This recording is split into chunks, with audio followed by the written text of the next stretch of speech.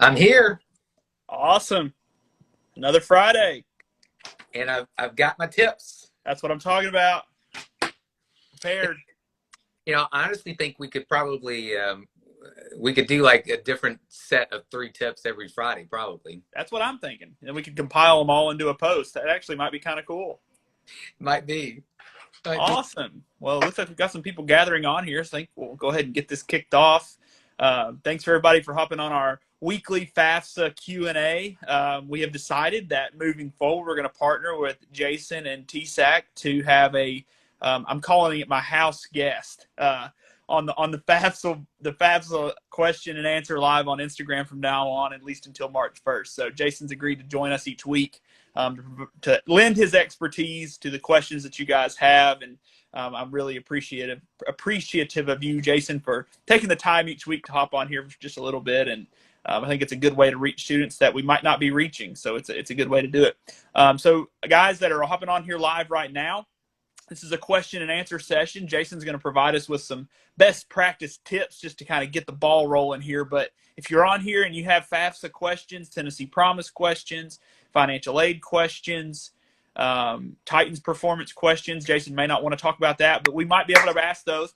Hop on there and type those in the chat or type them in the Q&A, and we will get to your questions once Jason's provided his tips. But wanted to get that out of the way now. So Jason, why don't you go ahead and kind of let us know how your week's been and go ahead and share, I think, your first FAFSA tip. We got three. We'll go with the first one first. All right, so had a great week. Just to say that right quick. Ben, on our end, obviously a little bit of an uptick on people maybe calling about FAFSA, folks to call, email, whether it's my team, Ben's team, etc.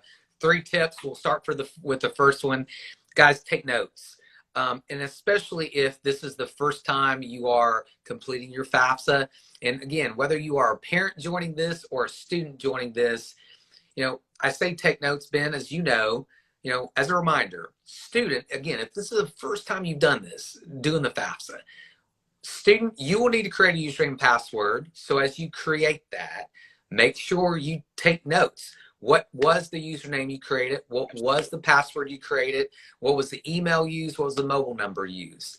Mm-hmm. Secondly, same thing for the parent. Secondly, meaning like second note, parent, you've got to create a username and password if this is the first time you're doing the FAFSA. So same thing, write down what was your username, password, mobile number, email address. And then, Ben, this is like 1A, 1B, 1C. 1C would be, Ben, as you know, when you start the FAFSA asks the user to create a save key. Mm-hmm. Enter a 4-digit number. Mm-hmm. Don't 1234 2022. Again, take notes, right? Take notes. And whether that means to write it down like old school me does, or use that notes app on your smart device. Mm-hmm. Take notes. Yeah, I always have students when they're if I'm doing it with them, when they're creating their FSA ID and they're typing in that username and their password, I always have them take a picture with their phone. Because if there's one thing that we don't do, it's we don't delete pictures off of our phones. We just keep buying iCloud storage to store the 10,000 pictures that we have in our possession. So if the student's filing next year, they're more than likely going to be able to go back and find that picture that's saved on their phone that has that username and password. I found that to be really helpful. I actually talked to a student last week who their sibling was filing FAFSA. And the parent, they had actually taken a picture of their parents' FSA ID and had saved it on their phone, and they were able to go help the others, their sibling, file FAFSA, which to me was a huge win. So great advice there. Definitely keep up with that. What's your second one? All right, number 2. For our parents who are married, one thing, Ben, we always say is, hey, have your tax information available.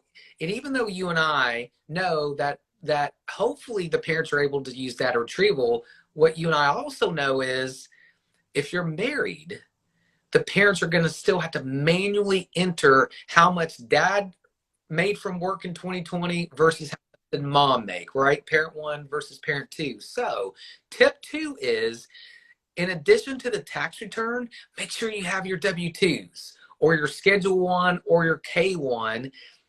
Then, right, you and I are not CPAs. I think we made that clear last week. Right. And parents, students that you're hearing this, like, I don't expect y'all to be CPA, but it's one of the things as you're learning to do FAFSA, Yeah.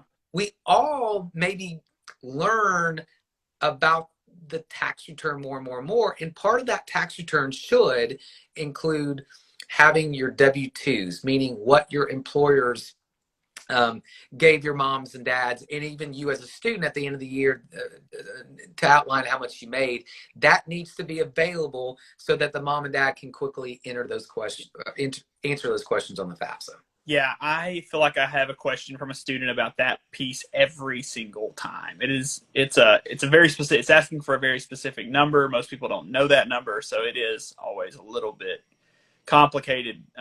Yeah, but again, you're not expected to be a CPA. Unfortunately, I think the FAFSA in a lot of ways makes you feel like you are. Unfortunately, but what's your third one? Well, I'm looking at it, and again, this is one of those, you may ask me this every week, so I can think of another one next week. The one I've got written down is just as a reminder for everyone, FAFSA is correctable. Now, do we want to do it perfect the first time? You know, like, I'd love for that, right? Ben, you would love for that. But guys, FAFSA is correctable, meaning for some reason, if you misenter tax information, for example, Ben, right? And I see this sometimes, let's say the parents made, or a parent, let's say they made $62,303, but the parent enters 62303, but then also adds the cents that might be on the W-2. So it all of a sudden makes it out like the parent made $6 million, right? So 66,000, whatever. Yeah. It is correctable. It is correctable. Yeah. So remember that, folks. FAFSA is correctable. I think to go along with that tip 3 is a shout out that once you've submitted your FAFSA, it takes 3 to 5 days to process. You should then get an email that says your FAFSA is processed. Right. And this is when you and I would say, student, parent, I don't think it's ever a bad idea to return to FAFSA and review that student aid report, just to review everything to make sure everything was entered correctly. Yeah, I think that's great advice. Honestly, I'd say most students don't go look at their student aid report, and maybe leaving some money on the table in some cases if they're not reviewing that. So definitely take advantage of the chance to review and make sure everything looks right. Definitely worth it. Well, we've gone through our 3 tips. You guys, if y'all are on here and you have some questions, Jason's here giving us his time to answer your questions about FAFSA and financial aid. So type those in there. We collected one before the live started. I hope the student's on here. We're going to answer it live. We'll see if he's on here. But guys, if you don't have any questions, this will be a pretty quick one this week. So type your questions in for Jason and we'll get into those for sure. But we did have a question from our story earlier. And the question is, where can I talk to someone one-on-one about my financial aid? I've already completed FAFSA, and so I still have some questions. Gotcha. So, no, it's a great question. Ben, obviously, I think there's 2 options here. First and foremost, though, you and I are not the actual financial aid administrator. Exactly. So the student who's asked this question, if you know specifically where you will be attending college in the fall, go ahead, contact the financial aid office and schedule an appointment to speak with someone there. Right. And share whatever you need to share. I think, and at the end of the day, that's what they should do. Now, Ben, if it's something maybe about their FAFSA, right, this is where you and I potentially could lend some advice, or if they want us to review something, we can. But especially if this is a unique situation, maybe something's changed. Maybe there's a parent that's lost a job since 2020 or something like that. Definitely, I think at the end of the day, it's the financial aid office that you need to reach out to. But Ben, not knowing the specifics, right? I don't think it hurts for them to maybe bounce it off of you and I first, or someone from our team. But I think at the end of the day, we're probably going to say you need to speak to the financial aid office, assuming what you and I might be assuming right now. Yeah, I think, the way that I see it is, on the front end, before you submit, you can come to us. We're probably going to be the people you want to talk to. But once you've submitted that FAFSA and it's starting the processing piece, financial aid is going to probably be your best bet, because more than likely, if you have a question, it's going to require some sort of documentation to clarify, and we can't process that. Right. So them. I just saw that Jim McDaniel from Run State hopped on here. Hey, Jim. Let's see. I've got a question here. I completed my FAFSA without parent information, but we still get messages saying it's not done. What do I need to do? Ooh, I would say that's one we need to check up on for a second. Ben, you and I think seeing right now at times, folks, just knowing the FAFSA and knowing some different things, it could be where one, maybe the student initially started a FAFSA with personal identifiers and miskeyed some information, right? And so let's say they stopped, and then when they logged back in, they did it correctly. So it could be you're getting an email response, you hadn't submitted your FAFSA because you maybe started one accidentally with the wrong information. All right, that could be one. But two, it could be that you actually haven't submitted. Yeah. I've been, you as well, more and more here in the last few days, I'm getting calls and saying, we did the FAFSA, we entered our signatures, and I'm going, all right, well, after you entered your signature, perhaps the parent's signature, did you press the submit my FAFSA now button? Did you see a confirmation screen? If you didn't, you didn't submit the FAFSA. So definitely, I mean, Ben, obviously this person can reach out to us so we can investigate or help them investigate a little bit. Right. Yeah. I think there's also just the reality that I think we've got somebody I need to try to get out of here. Let's see. Yeah, there we go. Got somebody making some inappropriate comments on our live. I think there's a reality that this may be a student that submitted since the as of date. So they may have got a reminder from us, and you've submitted your FAFSA, and it has been in between, in that gap from when we send the email and when we pull the data. So I think student Destiny, if you would want to just shoot us a message here, Tennessee Achieves or THEG, I'm happy to be the person that you message. So just DM us here on our Instagram account and give me your name and where you go to high school, and I'll pull your file up, and then we'll go from there. But it's more than likely, if I had to guess, that you've submitted your FAFSA without your parent info, and we need to go back in there and update. Hey, and Ben, I'll add one more. I mean, I guess, the other thing for perhaps Destiny here is maybe the student accidentally submitted the 21-22 FAFSA, right? Oh, yeah, absolutely. There's a lot of things. Yeah. And Destiny, and to everyone now, remember, if this is for you potentially going to college next fall, next spring, it's the 22-23 FAFSA. So there's could be a few different things here. And Ben, again, I think it's great. Like, have Destiny reach out to you, and obviously if you need me, let me know.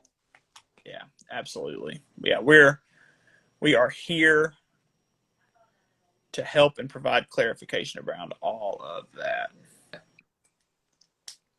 Just make sure this person can't comment on our posts anymore. All right. That I'm just going to say, shout out Jim McDaniel. I hadn't seen Jim in forever. It's good to. I'm glad he's joined, and hopefully at some point I'll see you soon. I'm going to say we'll say that. Yeah, I actually ran into Jim on our college app blitz that we hosted here in Knox County a couple weeks ago. Yeah. And I ran into it. Ben, Jim and I usually run into each other. It seems like when Kentucky and Tennessee plays one another. So yeah. A big Tennessee fan. He was telling me all about his season ticket. All right. Well, it looks like all the questions that we've received have been answered. If you guys have any extra questions, we're certainly happy to answer those. Go ahead and get those in the chat, into the questions box.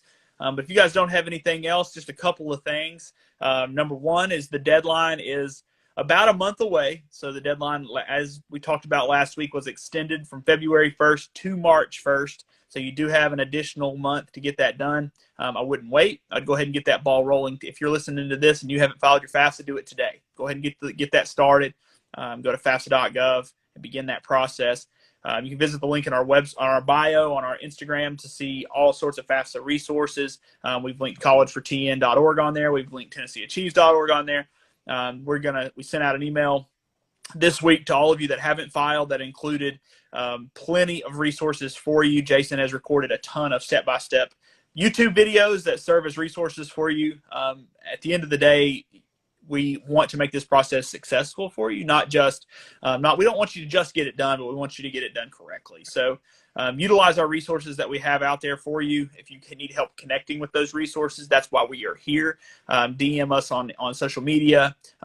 Reply back to any email that you've gotten from Tennessee Achieves, and we are going to be there. A person will be there to help answer your questions and provide all of the support that you need.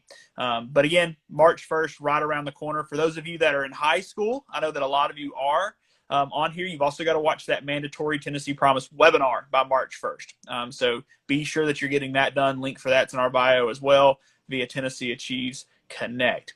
All right, Jason, any final words for this week?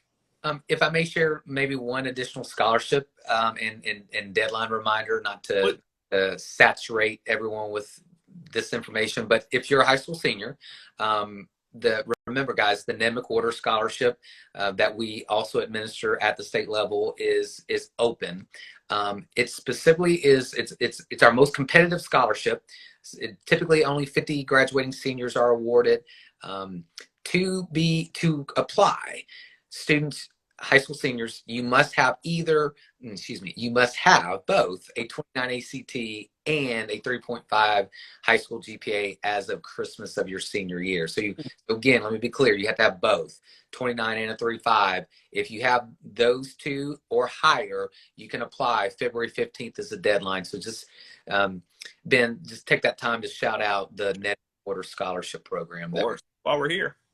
Application is at the TSAC student portal. So the same place where you applied for Tennessee Promise, or maybe also you did the dual enrollment grant application. For those of you who may be dual enrolling, that's where you would also find the Ned McWhorter Scholars application is at tn.gov/TSAC student portal. Perfect. All I've got. Awesome. Well, I appreciate you for hopping on. This was a quick one this week. Hopefully, if those of you out there that still have some questions, you'll ask those and connect with our team. We're here to do that. We're here to be a resource to you. But Jason, until next week. Awesome, man. Have a great weekend. All right. See you guys.